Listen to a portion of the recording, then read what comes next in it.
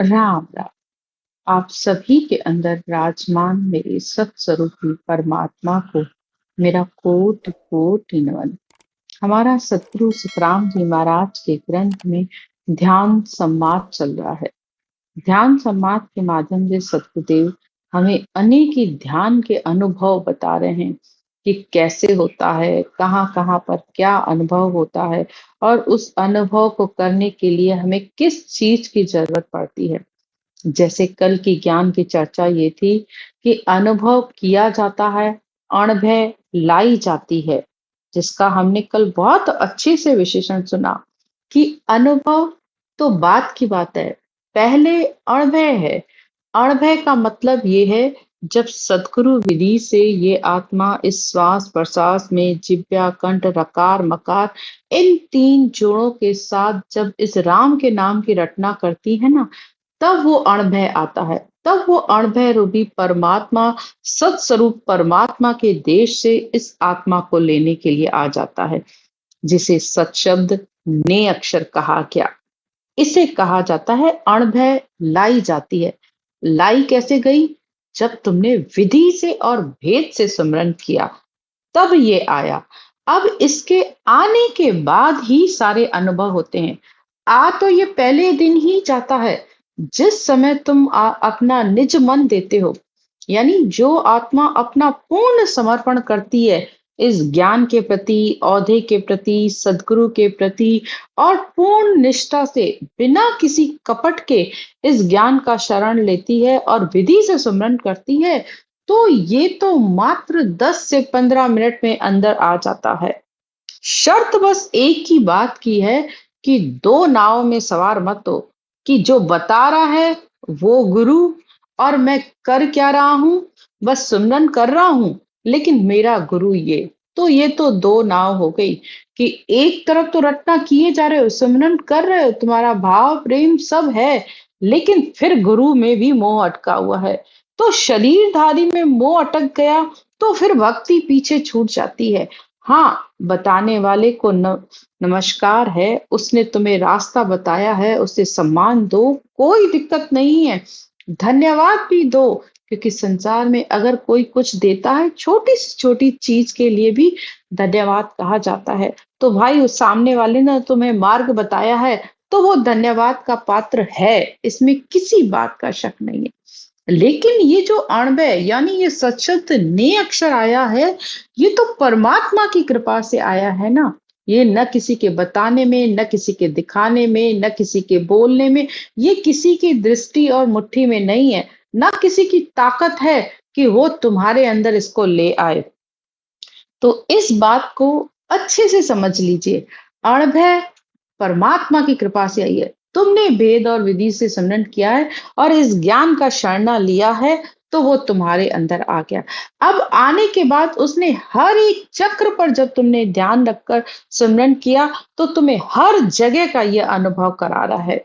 यानी जब हृदय चक्र पर आए, नाभि पर आए, बंक नाल में आए, तो सब जगह का अनुभव करवाता हुआ ये आत्मा को अपने साथ परम धाम में ले जाता है। जहां से आया है वहीं इस आत्मा को ले जाता है। तो महत्व किसका हुआ? अणभय का हुआ। तो ये तो थी कल की ज्ञान की चर्चा का सार। अब आज की ज्ञान की चर्चा में सतगुरुदेव कह रहे हैं कि आत्मा को प्रसन्न करने का कौन सा साधन है और आत्मा को परमात्मा में मिलाने का कौन सा साधन है। दो साधना के मार्ग हैं। एक से तो आत्मा और मन प्रसन्न रहते हैं, खुश रहते हैं संसार में, लेकिन एक रास्ता ऐसा है जो सीधा परमात्मा में मिलाता है, सत्स्वरूप में मिलाता है। वो कौन सा साधन है? तो कल के ज्ञान की चर्चा में हमने चार गंगाओं के बारे में भी सुना था। तो सदगुरुदेव कह रहे हैं, जब ये अणभय परवाना आया ना मेरे पास, तो मैंने इस बात का अनुभव किया कि चार गंगा तक तो सब नहाते हैं। यहाँ चार गंगा का मतलब ये है कि संसार में तीन लोक की प्राप्ति के जितने भी साधन हैं, यानी चिदानंद ब्रह्म, शिव ब्रह्म, पार ब्रह्म, होणकाल ब्रह्म, तीन तीन ब्रह्म के देश, उसके 13 लोक, सब कुछ ये जो भी है ना, खंड पिंड ब्रह्मांड तक के जितने भी साधन हैं मैंने किए। लेकिन फिर भी मेरे अंदर उदासी बनी हुई है। यानी अभी भी परमात्मा में आत्मा नहीं मिली। आत्मा प्रसन्न है, शरीर को सुख मिल रहे हैं, फल मिल रहे हैं, पदवियां मिल रही है, यहाँ तक कि देव योनियां भी प्राप्त हो रही है। लेकिन आत्मा की मुक्ति नहीं हुई है, आत्मा का जन्म मरण खत्म नहीं हुआ है। ये मैंने अणभय ज्ञान से अनुभव किया है। किससे किया है? अणवय ज्ञान से मैंने, इस आत्मा ने ये अनुभव किया है। यानी नेक्षर संग है, भक्ति भी है, सिमरन भी है, हर लोक लोक का अनुभव करके भी आगे से आगे ऊपर चढ़ रही है। पिंड के भी उसने सारे अनुभव किए, फिर खंड का भी किया, फिर ब्रह्मांड का भी किया, पार ब्रह्म तक भी पहुंची। लेकिन फिर भी आत्मा को उदासी बनी हुई है कि अभी मेरा परमात्मा का देश दूर है।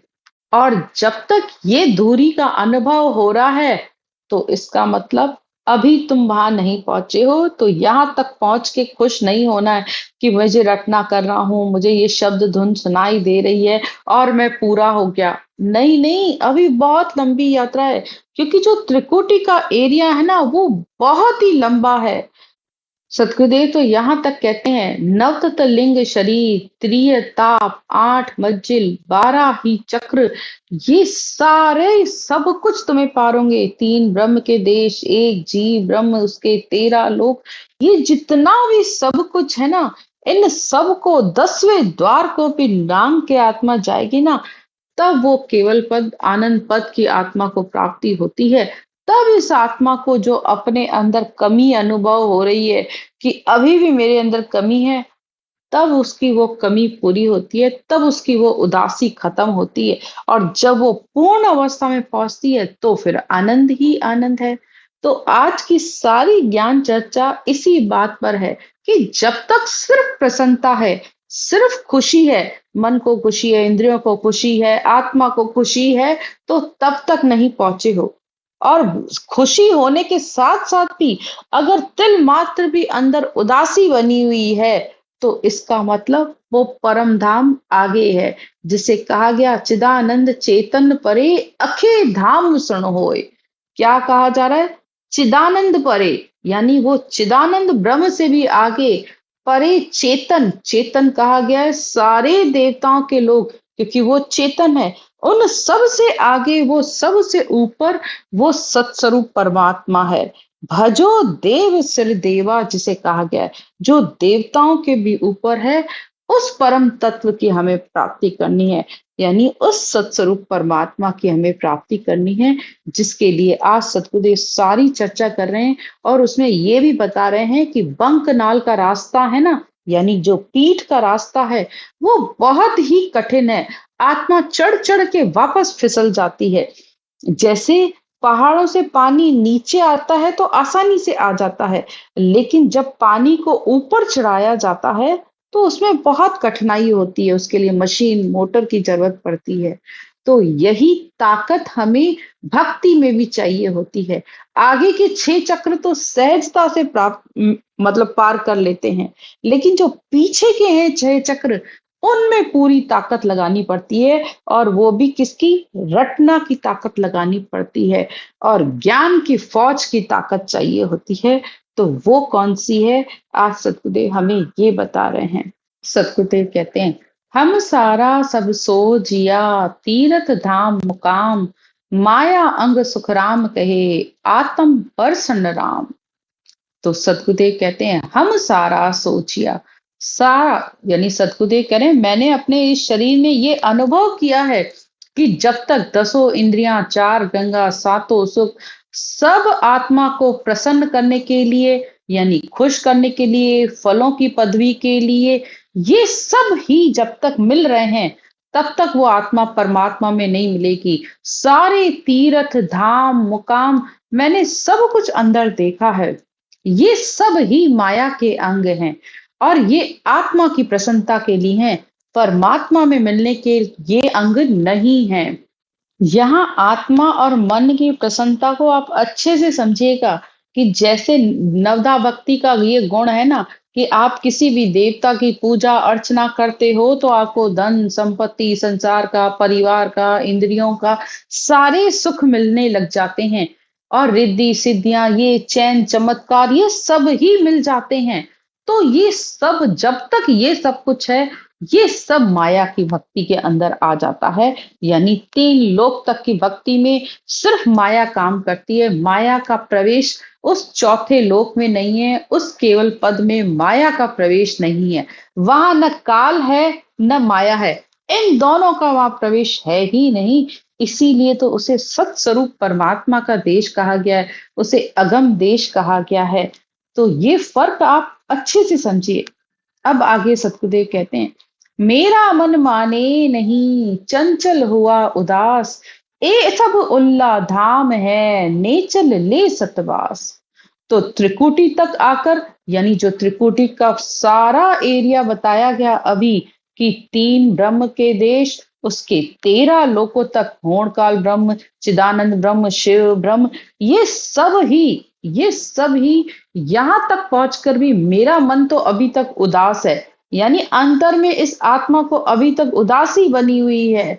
और मुझे ये चंचलता हो रही है कि वो परमात्मा के अंदर, मतलब अपने आप आत्मा ही बोलने लगती है कि नहीं, वो परमात्मा का देश अभी दूरी है, कुछ तो कमी है, कुछ तो कमी है, ये बात अंदर चलती रहती है।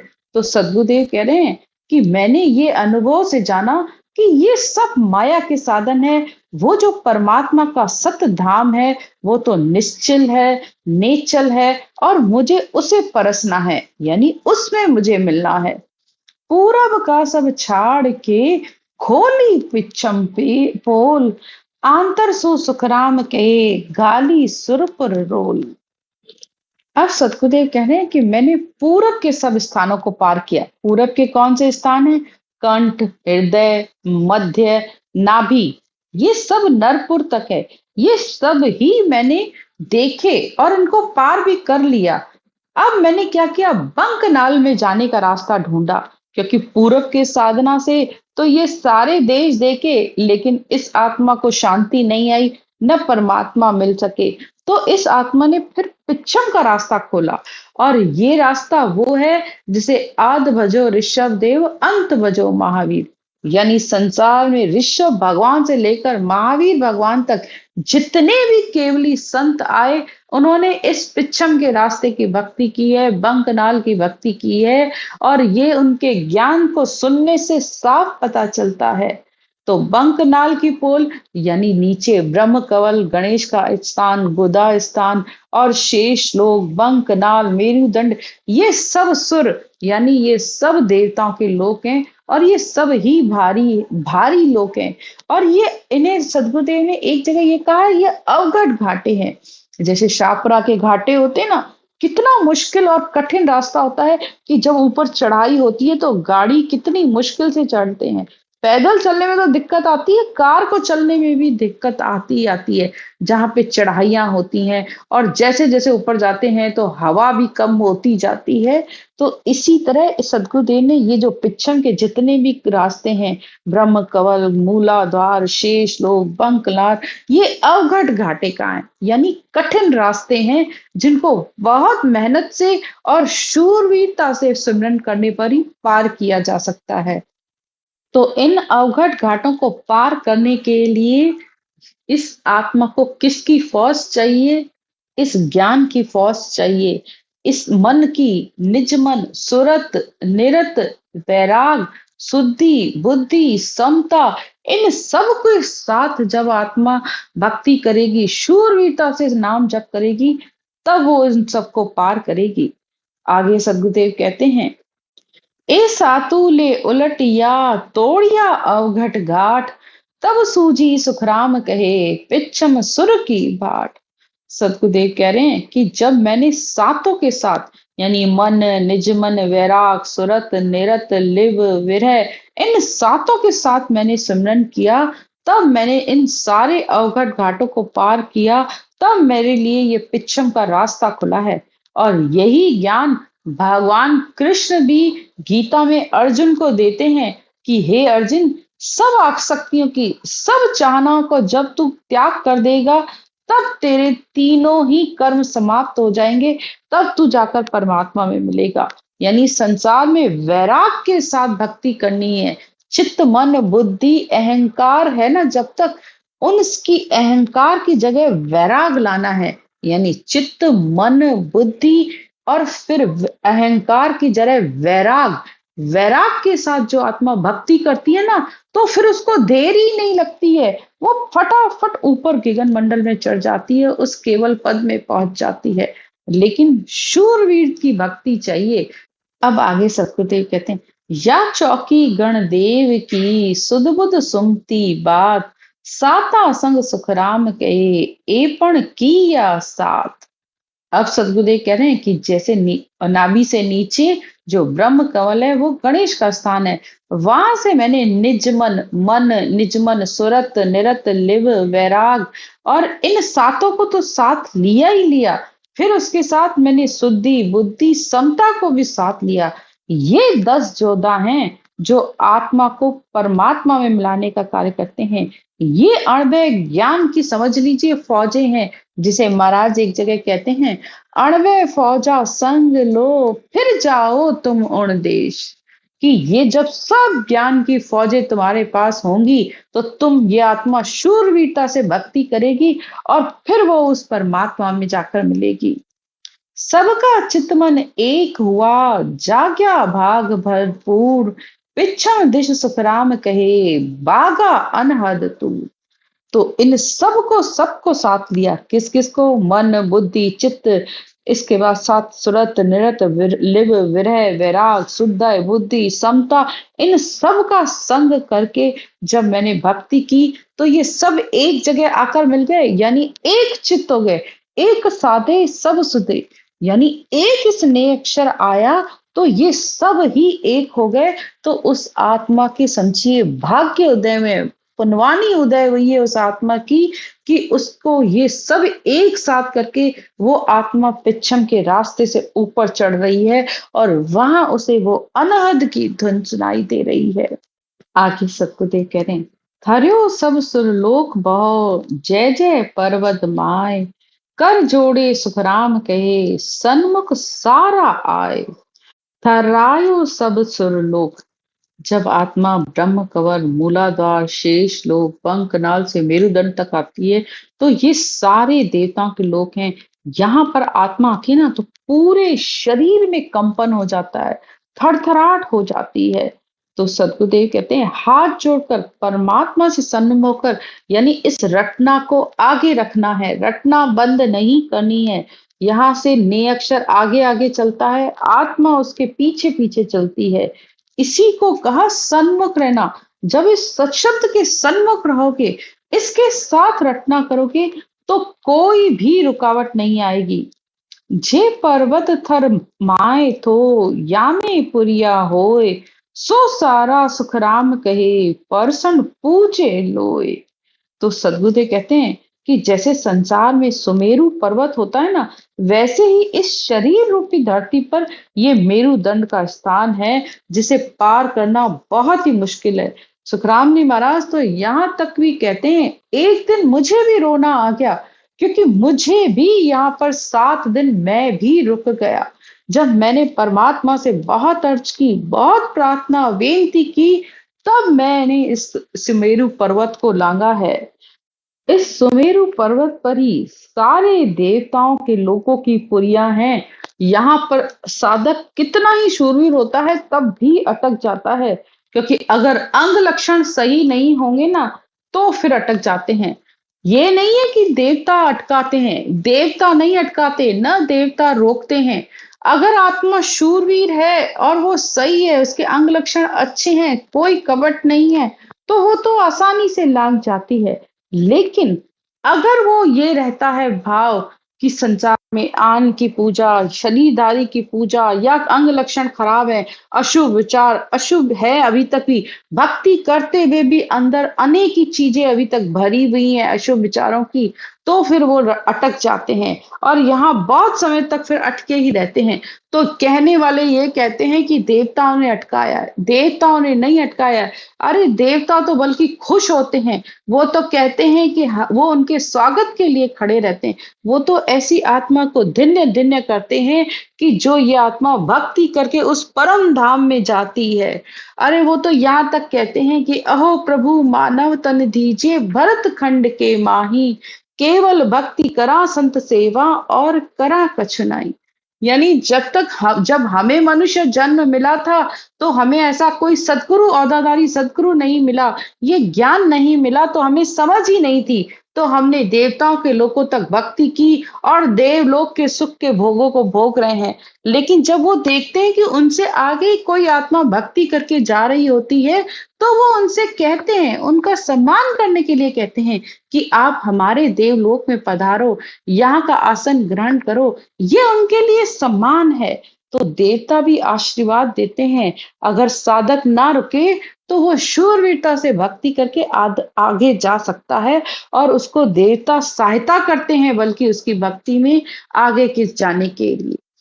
इससे आगे की चर्चा कल करेंगे, जिसमें ये बताया जाएगा कि वो कैसे आगे बढ़े और वहां का क्या क्या अनुभव है, कैसे ईड़ा पिंगला सुखमणा ये सारी नाड़ियां कैसे जागृत हुई, कैसे जाकर कहाँ पर मिली, इन सब की ज्ञान चर्चा कल करेंगे। राम राम। सिमरन की विधि। सिमरन करने का तरीका बहुत ही सरल है। सबसे पहले आप अपनी इस श्वास को समझिए। हमारी नाभि से जब हम श्वास को ऊपर की तरफ ले जाते हैं, यानी नाभि से गहरा सांस लिया और वो नाक तक गया और फिर वापस उसे नीचे छोड़ा तो वो नाभि में गया, यानी ये श्वास अंदर गोल माला की तरह हमारे अंदर घूमता है। थोड़ा सा आप इस श्वास को देखने की कोशिश करिए। गहरा श्वास लिया, जब श्वास नाभि से लिया तो उसमें आपको राम राम बोलना है और जब छोड़ा तब भी राम राम बोलना है, वो भी कंठ और जीभ के साथ। अगर आप लोग पहली बार कर रहे हो तो जैसे अनुलोम विलोम किया जाता है, ये बस वही तरीका है। श्वास को ऊपर ले जाते हुए राम राम राम राम राम राम राम राम राम राम राम राम राम राम राम राम